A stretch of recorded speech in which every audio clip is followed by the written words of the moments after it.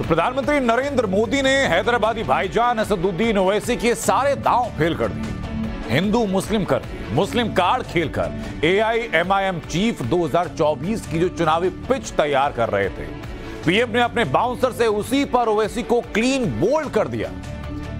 भोपाल में पीएम मोदी के कार्यक्रम में आगे आए पसमानदा मुस्लिम समाज की भीड़ ने यह संदेश दे दिया कि 2024 के चुनाव हिंदू मुसलमान के मुद्दे पर नहीं बल्कि विकास के मुद्दे पर होंगे।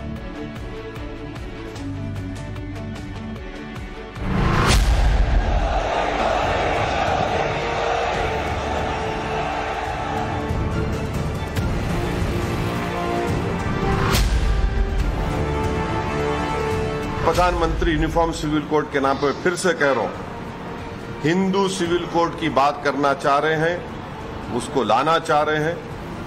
उनका मकसद वही है। मकसद क्या है कि टारगेट करो भारत के मुसलमानों को। दुनिया के अनेक मुस्लिम बहुल्य देश, इसका इस्लाम से संबंध होता तो दुनिया का कोई मुस्लिम देश 3 तलाक खत्म नहीं करता। ट्रिपल तलाक पे कानून बना दिए, अब क्यों रो रहे आप? कानून आप बनाने के बाद क्यों रो रहे प्रधानमंत्री? इसलिए रो रहे हैं क्योंकि उनको मालूम कि कानून बनाने के बाद उस कानून के जरिए और डिजर्शन बढ़ गया। हैदराबादी भाईजान असदुद्दीन ओवैसी बिलबिलाए हुए हैं, चेहरे का रंग उड़ा है, मगर जुबान पर तलखी बढ़ गई क्योंकि पीएम मोदी ने दुखती रग दबा दी है। भाईजान की राजनीति के अस्तित्व पर सबसे बड़ी चोट कर दी। प्रधानमंत्री, डिस्क्रिमिनेशन यही भी है कि आपके 306 एमपी में एक मुसलमान एमपी नहीं। डिस्क्रिमिनेशन यह भी है कि आपके पास एक मुस्लिम मिनिस्टर नहीं। ओवैसी जब भी बोलते हैं उनकी जुबान से मुसलमान के अलावा कोई दूसरा शब्द निकलता नहीं। सोचिए, अगर देश में हिंदू मुस्लिम की राजनीति सिमट जाए तो भाईजान का क्या होगा? ओवैसी की सारी बौखलाहट इसी सवाल को लेकर है। मंगलवार को पीएम मोदी ने भोपाल में रैली की।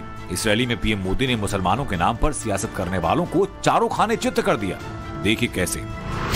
मोदी ने मुसलमानों को सीधा मैसेज दिया, देश में समान नागरिक संहिता की बात की, मुस्लिम देशों का उदाहरण देकर 3 तलाक का मुद्दा उठाया, मुस्लिम बेटियों के हक की बात कही, पसमानदा मुसलमानों के हक की बात की और तुष्टीकरण की राजनीति पर चोट की। यानी मुसलमानों के सभी मुद्दों को एड्रेस किया, उनके हर डाउट को दूर करने की कोशिश की। तो जाहिर है अल्पसंख्यकों पर कॉपीराइट समझने वाले ओवैसी भाईजान को मुसलमानों पर की गई मोदी की हर बात शूल की तरह चुभी। मोदी की रैली जैसे ही खत्म हुई, ओवैसी ने लंबा चौड़ा ट्वीट किया। असदुद्दीन ओवैसी ने अपनी ट्वीट में मोदी की हर बात को काउंटर करने का भरसक प्रयास किया। एक बात जो गौर करने वाली वो ये कि पहले ओवैसी मोदी को लेकर बोलते भले थे लेकिन टैग नहीं करते थे, मगर इस बार उन्होंने सीधा पीएम मोदी को टैग किया। ट्वीट करने के थोड़ी देर बाद असदुद्दीन ओवैसी कैमरे के सामने आए और देखिए कैसे मोबाइल में देखकर एक एक मुद्दे का जवाब गिन गिन कर दिया। कोई बात छूट ना जाए इसलिए ओवैसी आज सब कुछ मोबाइल में नोट करके लाए। शुरुआत यूसीसी पर पीएम मोदी के दिए गए बयान यानी एक देश एक कानून के मुद्दे से की। यूनिफॉर्म सिविल कोड के नाम पर ऐसे लोगों को भड़काने का काम हो रहा है।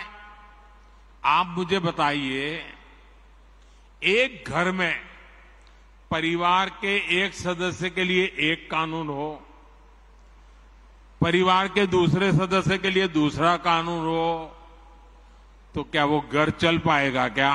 प्रधानमंत्री यूनिफॉर्म सिविल कोड के नाम पर फिर से कह रहा हूं, हिंदू सिविल कोड की बात करना चाह रहे हैं, उसको लाना चाह रहे हैं। उनका मकसद वही है। और एक क्या है कि मकसद क्या है कि टारगेट करो भारत के मुसलमानों को, उनको ह्यूमिलेट करो। आप यूनिफॉर्मिटी इक्वालिटी को मानते नहीं, जब मानते आप वहां पर हिंदू एक्सेप्शन दे देंगे आप, और पूरे मुसलमानों के रिलीजियस प्रैक्टिस को आउटला करना चाहते। असल में यूसीसी यानी समान नागरिक संहिता का मतलब है हर नागरिक के लिए एक समान कानून, हर धर्म के लिए एक जैसा कायदा, हर धर्म के पर्सनल लॉ में एक रूपता, धर्म से अलग सबके लिए एक निष्पक्ष कानून, अलग पर्सनल लॉ का कोई महत्व नहीं। तो जाहिर है अगर यूसीसी लागू हो गया तो धार्मिक समुदायों के लिए शादी, तलाक, विरासत और गोद लेने के नियम एक होंगे। फ्रांस, अमेरिका, रोम, सऊदी अरब, तुर्की, पाकिस्तान, मिस्र, मलेशिया, नाइजीरिया आदि देशों में पहले से ही कॉमन सिविल कोड लागू है। और अगर हिंदुस्तान में भी कॉमन सिविल कोड लागू हो गया तो हिंदू कोड बिल, शरीयत कानून, पर्सनल लॉ बोर्ड खत्म हो जाएंगे। ऐसा हुआ तो मजहब के नाम पर राजनीति करने वालों की दुकान पर ताला लग जाएगा। यूसीसी की तरह 3 तलाक के कानून पर भी पीएम मोदी ने इस्लामिक देशों के उदाहरण के साथ समझाया कि इस कानून का मजहब से कोई संबंध नहीं। मैं समझता हूं कि मुसलमान बेटियों पर 3 तलाक का फंदा लटका कर कुछ लोग उन पर हमेशा अत्याचार करने की खुली छूट चाहते हैं। आप तो ट्रिपल तलाक पे कानून बना दिए, अब क्यों रो रहे आप? कानून आप बनाने के बाद क्यों रो रहे प्रधानमंत्री? इसलिए रो रहे हैं क्योंकि उनको मालूम कि कानून बनाने के बाद उस कानून के जरिए और डिजर्शन बढ़ गया। मैं तो पार्लियामेंट में 3 मरतबा खड़े होकर बोला कि यह कानून मुस्लिम महिलाओं के खिलाफ इस्तेमाल होगा, इनजस्टिस बढ़ेगा उसमें। मगर आज प्रधानमंत्री रो रहे हैं ट्रिपल तलाक की तायीद कर। कौन तायीद का? आप तो कानून बना दिए। ओवैसी ने पहले भी 3 तलाक पर मुसलमानों को डराया, लेकिन तब मुस्लिम महिलाओं ने इस मुद्दे पर खुलकर पीएम मोदी का साथ दिया और 2019 में झोली भरकर वोट दिए। महिलाओं की तरह ही जब मोदी ने पसमानदा मुसलमानों की बात की तो हैदराबादी भाईजान को वो भी नागवार गुजरी। पहले बयान सुनिए, उसके बाद आपको समझाएंगे वो समीकरण। दखनी में कहावत है कि मां से बढ़ के चाहिए पापा कुटनी कहलाई। उसमें क्या है कि एक मुसलमान आपका एमपी नहीं है, एक मुस्लिम मिनिस्टर आपके पास नहीं है। ये वोट बैंक की राजनीति करने वालों ने हमारे जो पसमानदा मुसलमान भाई बहन हैं उनका तो जीना भी मुश्किल करके रखा हुआ है। वो तो तबाह हो गए, उनको कोई फायदा नहीं मिला है।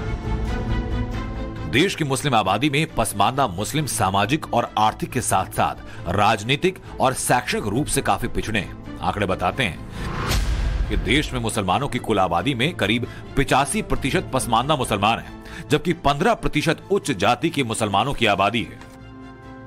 दलित और बैकवर्ड मुस्लिम पसमानदा वर्ग में आते हैं, जो मजहब की राजनीति करने वालों के लिए सबसे जरूरी है। मगर पसमानदा मुसलमानों की इन दिनों बीजेपी से नजदीकियां बढ़ी, जिससे पसमानदा को वोट बैंक समझने वालों की धड़कनें बढ़ी हुई हैं। असल में मोदी ने भोपाल में हुई रैली से एमपी चुनाव के साथ ही 2024 के लोकसभा चुनाव का एजेंडा सेट कर दिया। ओवैसी अपनी हर बात को इस्लाम से जोड़ते हैं। मोदी ने ओवैसी को उन्हीं के हथियार से मात देने का इशारा किया। Bureau report, times now Bharat.